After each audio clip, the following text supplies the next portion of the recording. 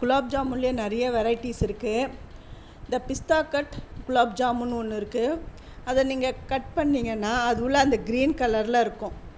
அது ஒன்றும் இல்லை, இந்த குலாப் ஜாமுன் செய்யும் போதே கொஞ்சமாக எடுத்து அதில் க்ரீன் கலர் சேர்த்து நல்லா கலந்து அதை இந்த குலோப் ஜாமுன் உள்ள அப்படி ஸ்டஃபிங் பண்ணி வைப்பாங்க, அவ்வளவுதான். ஆனால் அதை கட் பண்ணி நீங்கள் குலோப் ஜாமுன் செஞ்சு பொரித்து ஜீராவில் போட்டு எடுத்துகிட்டு அதை கட் பண்ணி பார்த்திங்கன்னா அது உள்ள அந்த க்ரீன் கலர் அவ்வளோ அழகாக இருக்கும். நான் இப்போ இது சிலிண்ட்ரிக்கல் ஷேப்பில் இப்படி உருட்டி இருக்கிறேன்.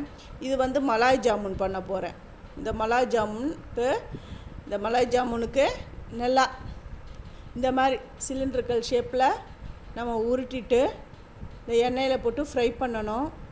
போட்ட உடனே அப்படியே விட்டுறக்கூடாது, கொஞ்சம் அந்த கடாயை அப்படியே ஷேக் பண்ணணும். இந்த குலோப் ஜாமுன்லாம் அப்போ தான் அடியில் செட் ஆகாமல் அப்படியே மேலே எழும்பி வந்துடும். இந்த அளவுக்கு பாருங்கள், என்ன அப்படியே மேலே அப்படியே சும்மா அப்படியே கலந்து விட்டுக்கிட்டே இருக்கணும். இது எல்லாமே குக் ஆகிடுது. இதை எடுத்துகிட்டு அந்த ஜீராவில் போட்டுடுறேன். இது அப்படியே ஒரு 1 ஹவருக்கு ரெஸ்ட்டில் விடணும். அந்த ஜீராவெலாம் அது உரியறதுக்காக அப்படியே வச்சுட்டேன். இதை பாருங்கள், நல்லா இப்போ உறிஞ்சிடுது.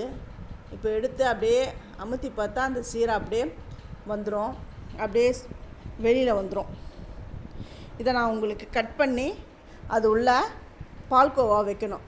பால்கோவானா சர்க்கரை இருக்கிற பால்கோவா தான், ஸ்வீட் பால்கோவா வைக்கணும். அப்படி வச்சிங்கன்னா அதுதான் மலாய் ஜாமுன். இது பாருங்கள், நல்லா ஈஸியாக கட் பண்ணலாம். இது ரொம்ப ஸ்மூத்தாக இருக்குது. கொஞ்சம் விட்டால் அப்படியே 2ஆக கூட அப்படியே கட் ஆகிடும். அதனால் ஜென்டிலாக அப்படி கட் பண்ணுறேன். உள்ளே பாருங்கள், நல்லா அந்த சிரப்பை நல்லா குடிச்சிருக்கு. இப்போ ஸ்வீட் பால்கோவாவை அது நடுவில் வச்சிடுறேன், அந்த மிடில் வச்சுட்டேன் பாருங்கள், அவ்வளோதான்.